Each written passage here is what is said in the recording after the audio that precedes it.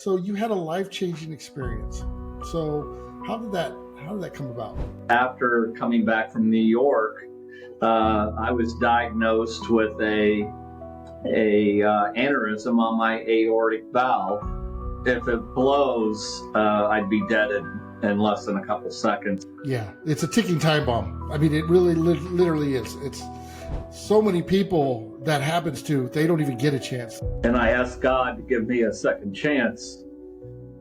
And if I was given a second chance, I would change who I was and become something better.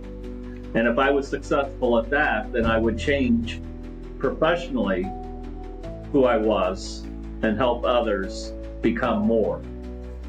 I've survived, and one of my taglines for the last 20 years has been, I help people with life-changing events without them going through a life-changing event.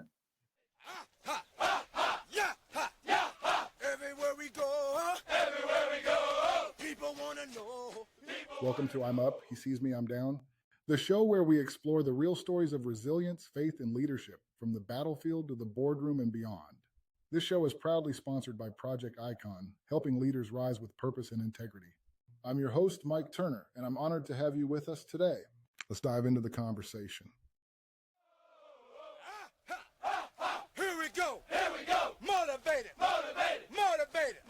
Shoot shot.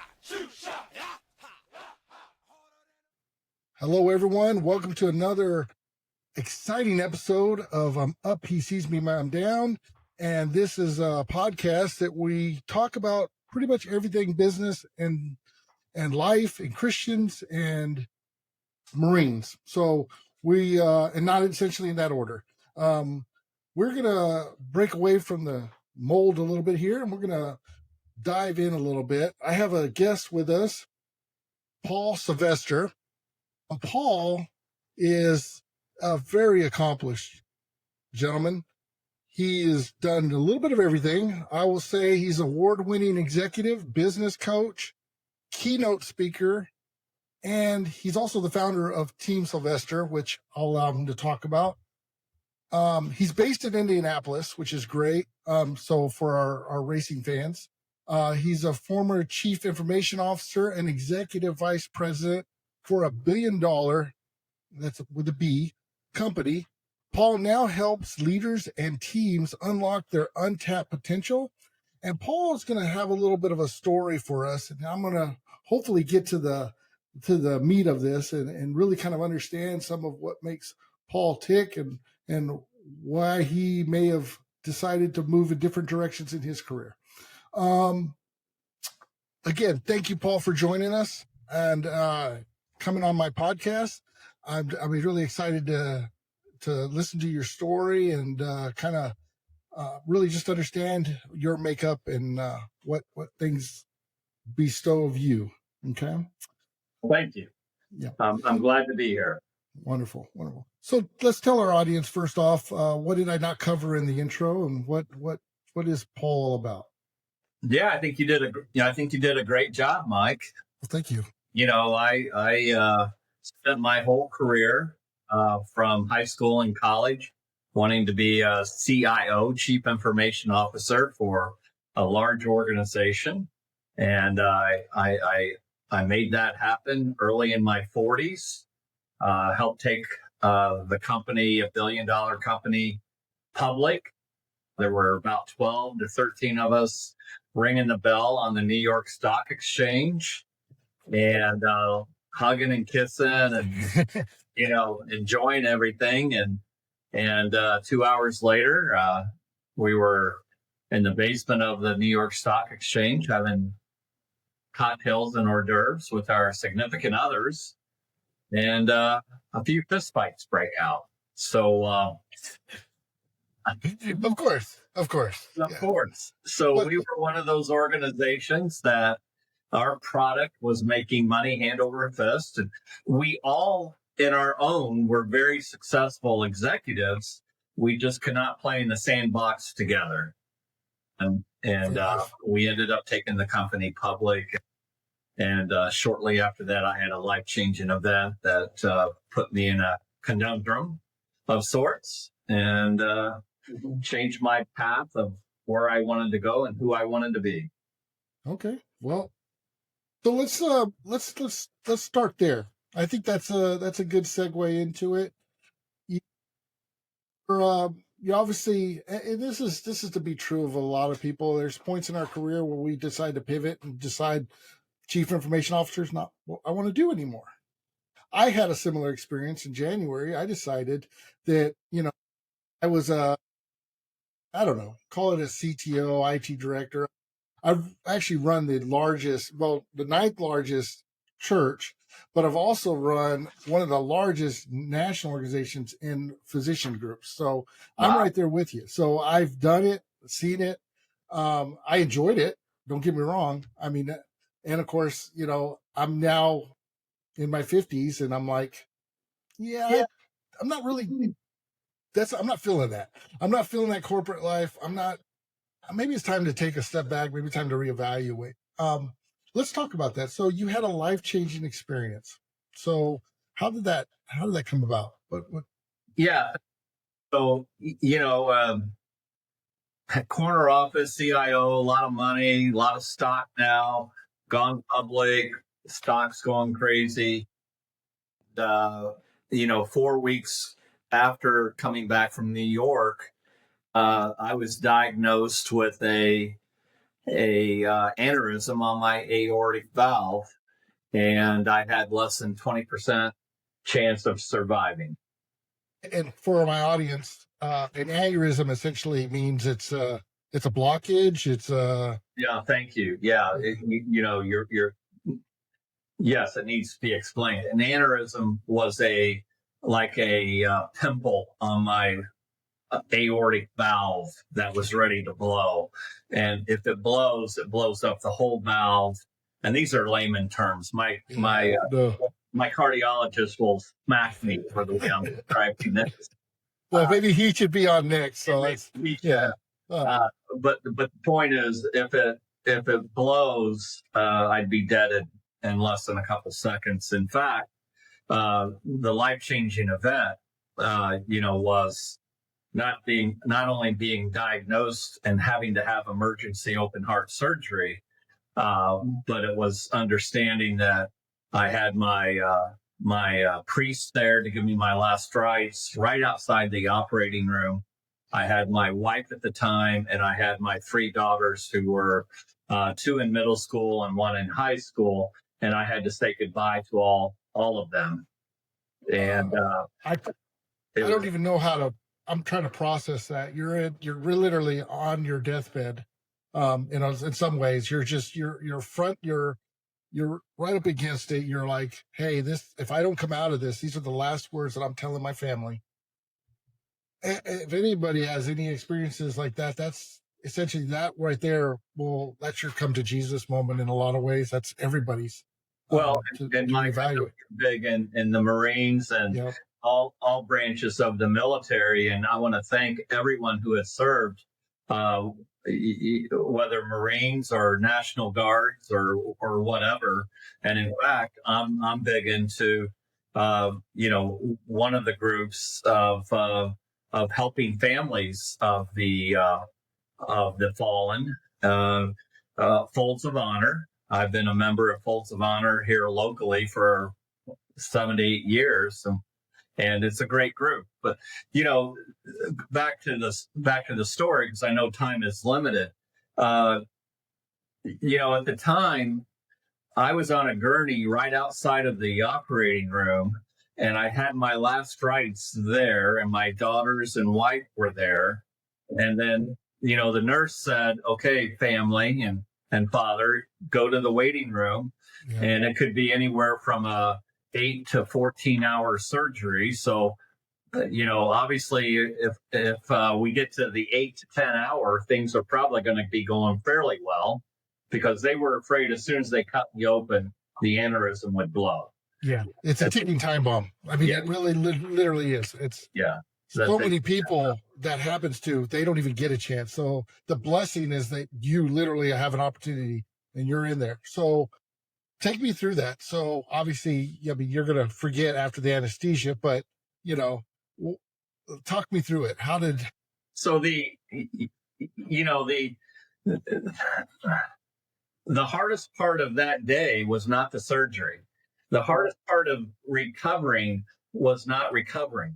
The hardest part of the open heart surgery was prior to when the nurse asked my family and priest to leave, she then said, I'm going to give you 5 minutes to yourself. And I said, what? I thought this was an emergency. She said, it is. But guys like you probably need 5 hours or 5 days and maybe 5 weeks to really come to terms on who you are, who've you been, and what legacy you're going to leave. Wow. And she started to walk away, and I called her everything but a nurse. I was very upset. Sure. And in fact, I was so loud that my surgeon came out of the surgery room because I was right there. And he looked at me and he says, are you all right? And I said, effing no, I'm not all right. Yeah.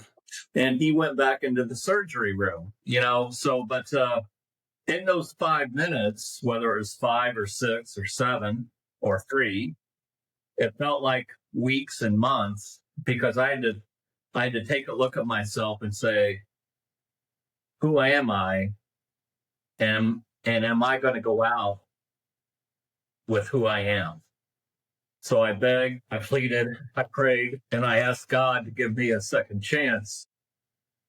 And if I was given a second chance, I would change who I was and become something better. And if I was successful at that, then I would change professionally who I was and help others become more. I survived. And one of my taglines for the last 20 years has been, I help people with life-changing events without them going through a life-changing event. Oh, I love that. I love that. You're the coach that walks beside them. Yeah. Love that. Yeah. Yeah.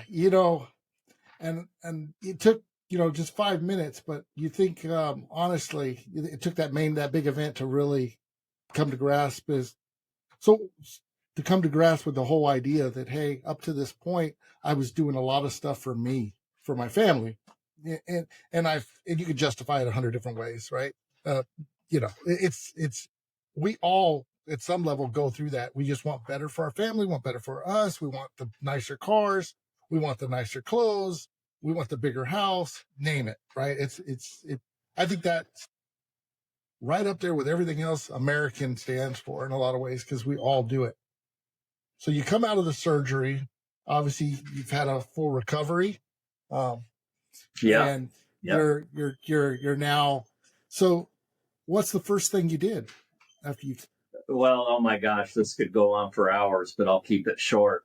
Once I recovered, I woke up and the nurses were fighting over whether or not I should be lying in bed with the tube still in my mouth or the tube out of my mouth and sitting in a chair, even 24 years ago now, for my family to show them how well I'm doing. And it was interesting to see the different behaviors of nurses. One of the nurses was, no, keep him comfortable. Yeah. And the other nurse, redhead, loved her to death. She goes, my God, no, we're getting him out of the bed and putting him in the chair and he's going to smile at his kids, So that's behaviors, right? Yeah, right. Behaviors. So they got me out, the redhead one, and she was my favorite nurse. And,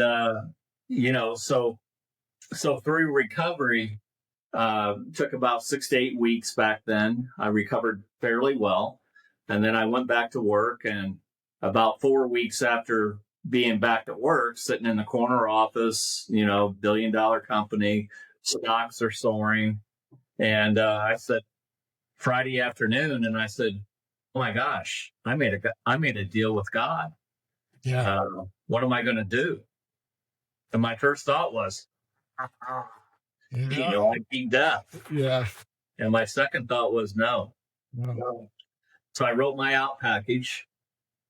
And 3 weeks later, I left and bought an international coaching franchise, Action Coach. and started my journey to helping people become better people, both professionally and personally. And I've never looked back. It's my passion now. I'm no longer with Action One. Action One was great for me. I was very successful in it. And after 5 years of commitment, I decided to rebrand and move on and do things a little bit different. And I've been business executive behavioral coaching ever since. I love it. I love it. And so let's dig into that a little bit, because I think part of what, our goal here today would be to kind of get your message out a little bit. Obviously, now we know your backstory and we know what kind of drives you. And I think that's so important to know when you get into any relationship with anybody, business or otherwise, that you understand where they're coming from and that you guys are seek. So what is it that you bring to the table to execs that they need? Because I from time to time I'll engage with a bunch of execs, and I feel like I know what they need. But coming from you, you've been there, you've done it. What is it that your secret sauce that you do? Thank you. I have a secret sauce, and I've been blessed. And I will say, just for dramatical purposes only, I've had 4 more open heart surgeries since then. And okay. the Lord just keeps on giving, and He's not done with me yet, and I'm thankful. But the secret sauce is that, when I said that we were dysfunctional and a couple fistfights broke out, I wasn't the angel in the corner. Mm-hmm. So we all were guilty. Right. And so I figured that this is so habitual that it's probably everywhere. And the more digging I got into, I found out that there's bad behaviors everywhere, both professionally and personally. And my ideal client is a client that, whether they're a $1 billion organization or an entrepreneur, that recognizes that they need to change who they are to be more successful. And, the saying goes, if you're not happy at work, you're not happy at home. If you're not happy at home, you're not happy at work. And so I help people understand how to treat others with dignity and trust, effective conflict, commitment, accountability, which then leads to results. And what I found over the last 18 years, Mike, is about 80% of the population that I ran into are coachable. If 100% of them say, yeah, I'm coachable, 80% of them are, and 20% of them aren't. Well, that's a good nugget of stats, because that, we assume we're all coachable. Coming from you, that's probably, you're probably right. That 80% is probably coachable. Yeah. So what do you do? Do you root out the 20%, or what is it? Yeah. So I've been fired as a coach once, and I fired three individuals or organizations because they weren't coachable, and I wasn't gonna play the game. Even if they're paying me, I wasn't going to play that game. But we go back to the secret sauce, Mike, and the secret sauce is I help people identify and understand, do they know what they don't know? And most of them don't. Right. Especially in leadership. The Peter Principle is an example of a technical person being promoted into a managerial situation to oversee employees. And the Peter Principle is, within a year, they're fired because they have no idea what they're doing, and the organization never trained them. That is the definite. It's the truth. Absolutely. I've seen so many. Absolutely, I've seen so many technical people. They're great technically. I mean, I'm one of them. I'm a great technical person. In a lot of ways, they just lack the management experience, the mentoring, the ability to say, I'm trying to put myself out of a job. Like that, to get in that mindset of saying, all I want to do is put myself out of a job. How fast can I put myself out of a job? Because if I can do that, then I've accomplished. And that's Yeah, that. Yeah, yeah, that's a being a big thing. great leader only takes about no more than 6 to 8 hours a month. And it's dealing with the hard things that their employees are going through, whether it's personal or professional. But leadership is much different than managing, and it's behavioral, and it's understanding who are the people that are reporting to you, who is your boss. I coach leadership downward, I coach leadership sideways, and I with peers, and I coach leadership upwards to their manager. And you got to be good at all three, and it's all about relationship. It's all about what's going on in the moment. So why do you feel like there's a disconnect between, I'm speaking for you a little bit because I've seen it myself, but there's a disconnect between executives and, I don't even want to say mid-tier, I'd say just employees. I'll leave it at that gap. Yeah. Why is there such a disconnect? Not all, don't get me wrong, not all organizations function the way where there's a disconnect, but there's a lot of them that have that disconnect. And a lot of them that I see when I come in to help an organization. Why do they have that disconnect? Yeah, because from the top down, very few have been trained properly on behavioral management. Okay. And they think the management of an organization is more important than the leadership of an organization. And they're wrong.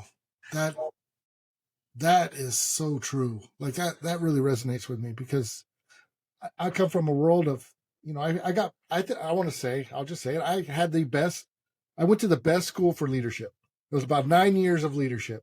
One of the best, like they put out great leaders.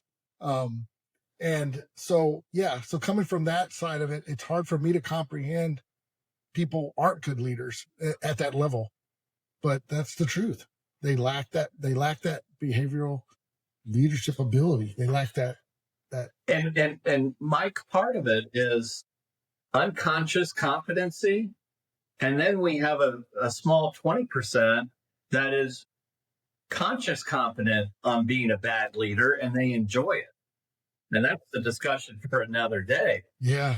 80% are unconscious competent leaders that think that because they were promoted, the company will tell me if I need more development or training. It's like they don't really have the terms to know what they're doing, but they're kind of flowing through it, right? Yeah.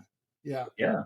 I was there at one point. I wasn't given the skills to go from the military leadership to the executive leadership. I knew what I needed to do, but I didn't put those together. I didn't know I needed to put together a growth plan for my employees or have one-to-ones in a regular basis and stuff like that. Just little tidbits of things that once you instill those in people and you show them the right way, that organization takes a major 180. It literally starts to change. Well, and it's an old term, but it's called leadership by walking around. If you walk around and go into offices of your employees or cubicles and you see pictures, do you know who they are? Do you ask who they are? Right. Do you ask what they're doing this coming weekend? Do you ask on a Monday or Tuesday what they did over the weekend? Do you know the hardships of your employees, what they're going through? And the hard answer is too much of a percentage don't. I know. Yeah. Well, and if you're kind of like that leader that's your first response is, oh, they'll just tell me if there's a problem. No, they won't. No, they will not tell you. No. And I've actually even had to go as far as saying, you know what, let's come up with a new system for that. Right. I can't take credit for this. I learned it from the guys over in Florida, the Five Voices guys. I don't know if you've ever heard of Five Voices, but they're great because they came out with a way to say, hey, let's just call this your peace index. And your peace index consists of multiple things, right? Your finances, your career, your home life, all these things. What's your peace index from 1 to 10? And I just incorporated, I grabbed that and I said, I want that. I want that. I need that for my employees. Can I use And oh, absolutely. Absolutely. Run with that. I love that because now I'm not asking them how you doing. Cause everybody there, like, if I ask you, Paul, how you doing? You're going to say, I'm doing great. Even though you're not doing great, even though it's just the natural thing to say. And so I tripped them up. And then eventually they started knowing I was going to ask them what their peace index is. So they had to think about it and they'd give me an honest answer. And if it's anything lower than a 7, I'm starting to dig. I'm like, your average is a 7. Okay. Somewhere in there's something not going good. And so let's talk about it. But I loved it. It was a great trigger. I hope others on my podcast listen and hear that and start using it because I think it's fabulous. Yeah. Love it. All right. Well, Paul, we're coming to the end here. I wanted to just open it up for you. Anything that my podcasters, audience would love to hear from you, or would something that we missed that maybe we can dig deeper in another session that you feel like we should talk about? Yeah, and thank you for that, Mike. And you and I haven't even talked about this, but early in November, I'm launching. My website now is my Sylvester leadership.com, teamsylvester.com, but I'm launching myleadershipcareer.com early in November. Okay. And I'm going to be advertising on social media. And I'm a boutique of sorts for the last 20 years. Every year I have no more than 8 clients. And within those clients, I may be coaching 5 to 25 to 50 people in an organization. And I decided I'm not hitting the masses. So myleadershipcareer.com is going to launch early November, and it's going to be out on social media, and it's going to be affordable for everyone on social media to sign up for modules, Leadership 101, Leadership 200, and Leadership 101 module will have 10 courses in it. And you're going to pay a very affordable cost to get in, and then a quiz for every course. You pass the course, you pass the module, you get X amount of hours of free coaching with me. I love that. And then you move to the next module. You heard it. Yeah. Yeah. So that's my, I'm really excited of hitting the masses instead of being a boutique of only hitting. Yeah. Cause, and I mean, here's the thing is that we all have a limited amount of time anyways, in our day, in our life, you name it. And the more people that you can impact and the more people that you can help, the better. Right. And so that's ultimately what it comes down to. And I love that you're opening that up because you've obviously got some skills. You've done it. And I'm going to be your first subscriber, by the way. I am on it. So as soon as you send me the link, I'm signing up. I'm on that. All right. I'll go through the whole thing. I'm in it. I love it. I love it. Oh, so Paul, it was it was a pleasure. I really enjoyed this podcast. I really enjoyed hearing your story, and I look forward to hearing what the audience says, and maybe having you come back on another one.